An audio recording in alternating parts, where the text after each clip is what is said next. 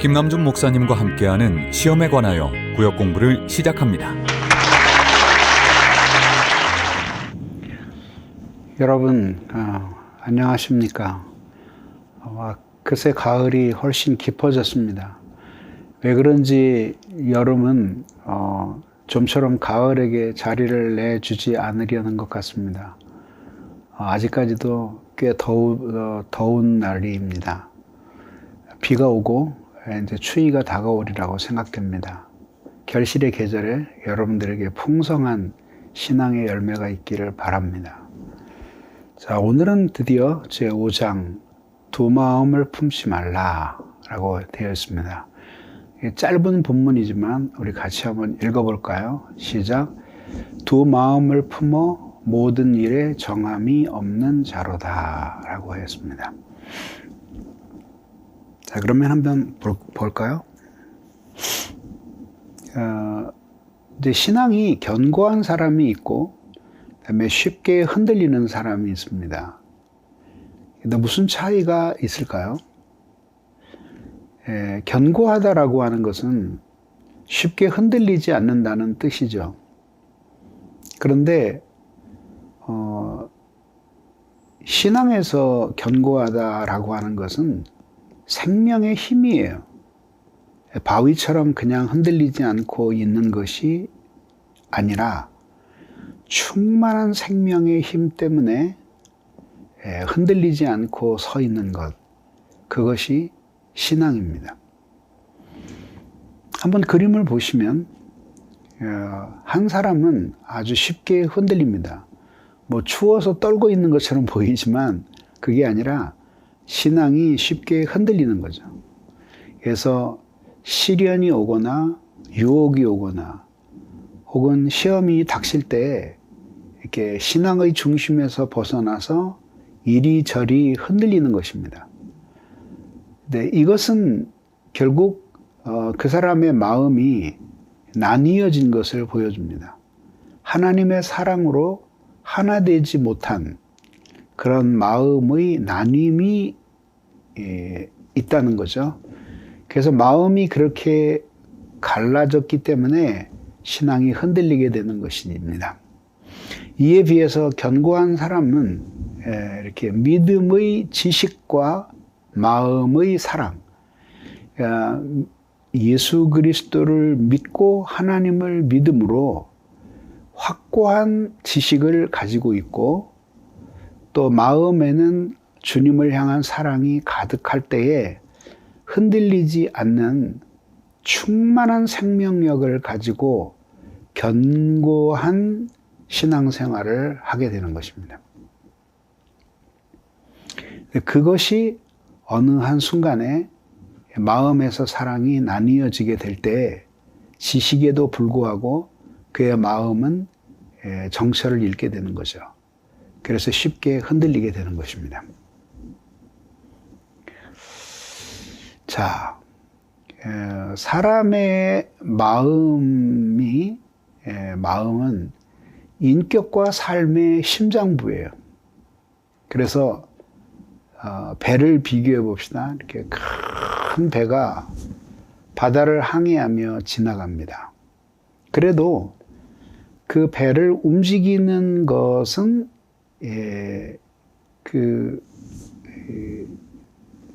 조종간을 잡은 사람이 배를 움직이잖아요.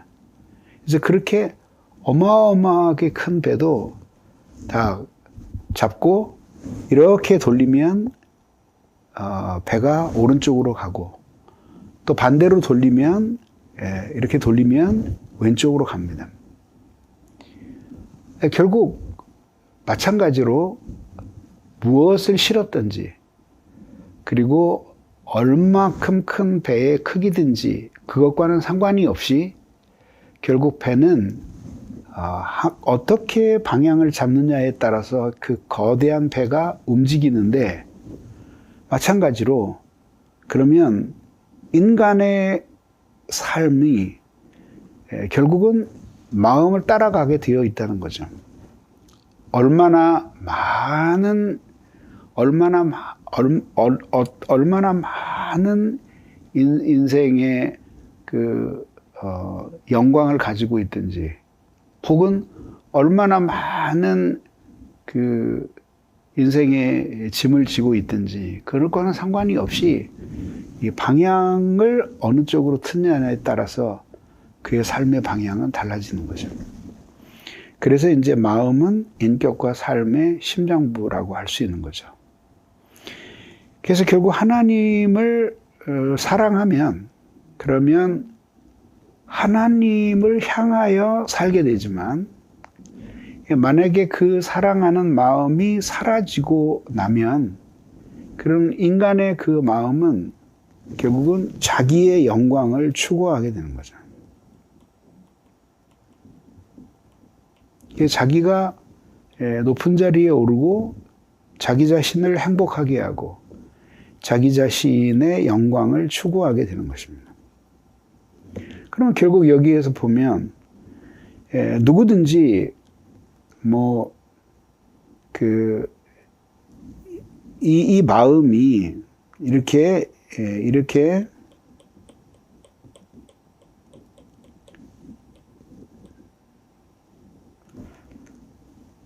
하나님 사랑으로만 충만해 있든지 아니면 자기 사랑으로만 가득 차 있든지 이렇게 되지는 않겠죠. 신자의 마음은 어떤 경우에라도 하나님을 사랑하는 마음은 남아 있겠지만은 무엇이 우위를 차지하느냐라고 하는 것이 중요한 거죠.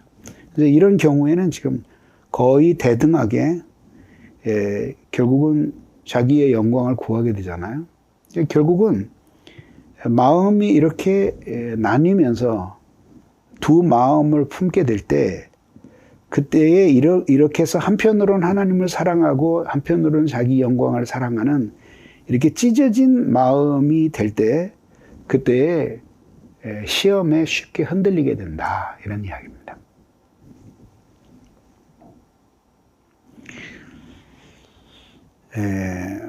그러면서 이제 성경이 이제 야고보 4장 8절이 어떤 처방을 내놓아요.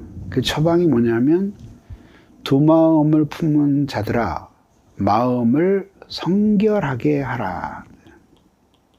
마음을 성결하게 하라. 네.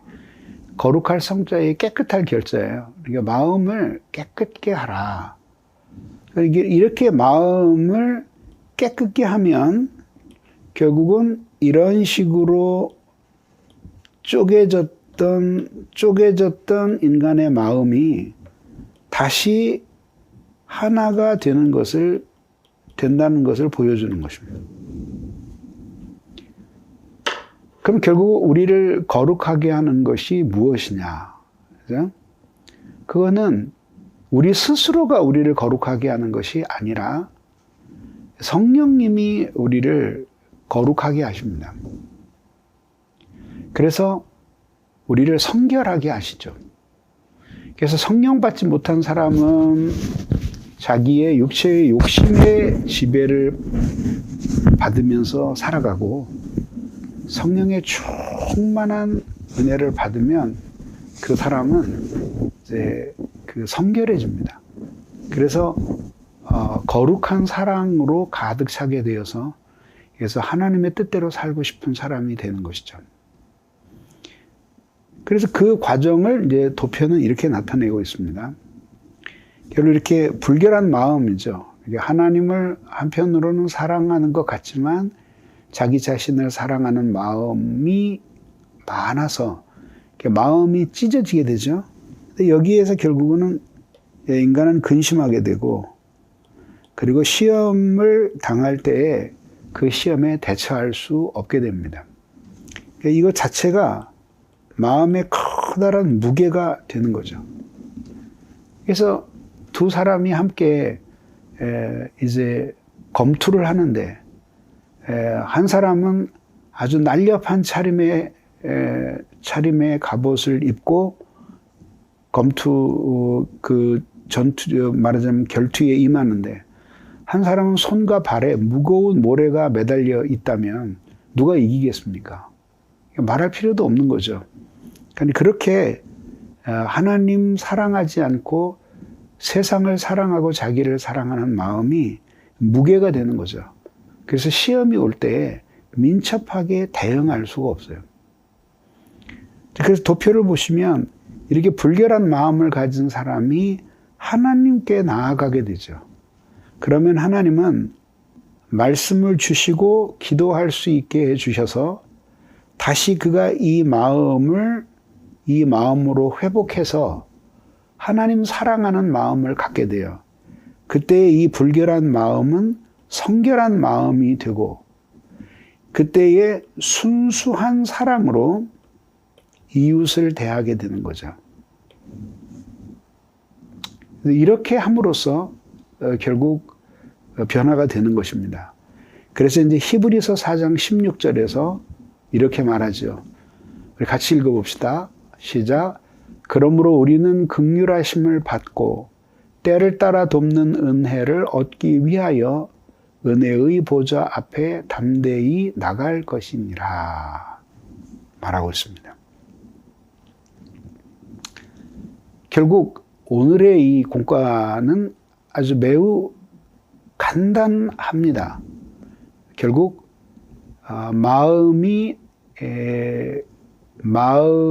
두 마음을 품은 사람들은 시험에 빠지게 되고 또 시험이 왔을 때 적절하게 그것을 대처할 수 없게 된다. 근데 그렇게 두 마음을 품은 사람들은 다시 한 마음을 품어야지만 시험을 이길 수 있게 되는데 그 두 마음을 다시 한 마음이 되게 하는 비결은 말씀과 기도로 성령의 은혜를 받고 우리의 마음이 성결해지는 것이다. 그렇게 될 때에 세상과 자기를 사랑했던 불결한 마음은 씻기고 하나님 사랑하는 순수한 사랑의 마음이 될 수 있고 그럴 때 이웃을 올바르게 섬길 수 있으며 또 모든 시험을 능히 감당하고 이길 수 있다. 이런 뜻입니다. 그러면서 이제 마르틴 루터가 이제 그렇게 하나님의 사랑으로 이제 순전한 사랑을 회복한 다음에 이제 어떻게 되는지를 설명하죠.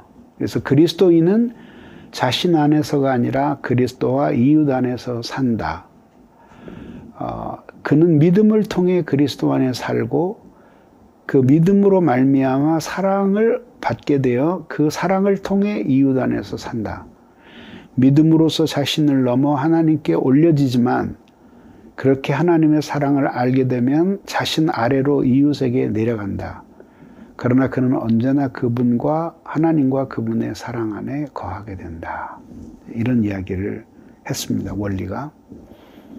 자, 이렇게 세상과 하나님 사이에서 의지가 확정되지 않은 상태인데 이때에 그 믿음을 가지고 선하고 신실하신 하나님께 소망을 두라는 것이죠. 그래서 이렇게 의지가 확정되지 않은 상태에서 지금 이렇게 갈등하고 있잖아요. 그죠? 이때 이게 내버려 두면 결국은 이 마음이 하나님 사랑하는 마음을 이겨버려요. 그래서 결국은 더 나쁜 상태로 떨어지게 되니까 여기에서 하나님의 말씀을 통해서 깨닫고 그리고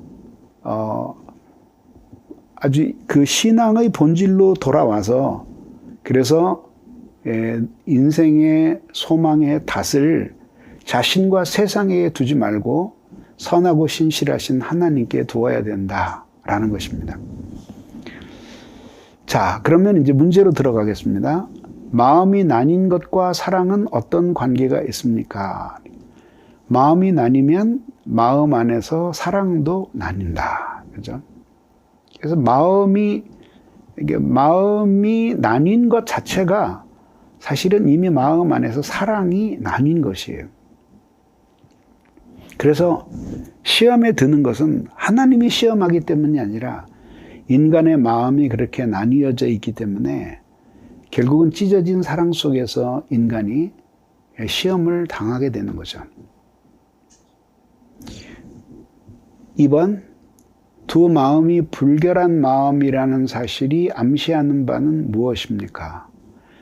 두 마음을 품은 것이 불결한 마음이기 때문에 이 마음 때문에 시험이 오고 또 그 마음이어서 시험을 이기지 못하는 것이니 결국 시험이 오지 않게 하고 또 시련이 온다고 하더라도 그것을 이기기 위해서는 마음이 청결해져야 된다. 마음이 혹은 성결해져야 된다는 결론에 이르게 되는 거죠.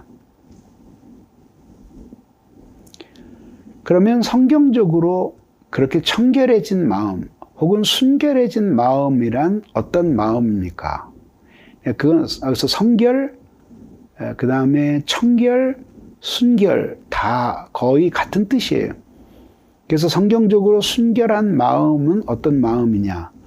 사랑으로 가득 찬 마음이죠. 그러니까 하나님 사랑으로 가득 찬 마음, 그것이 순결한 마음입니다.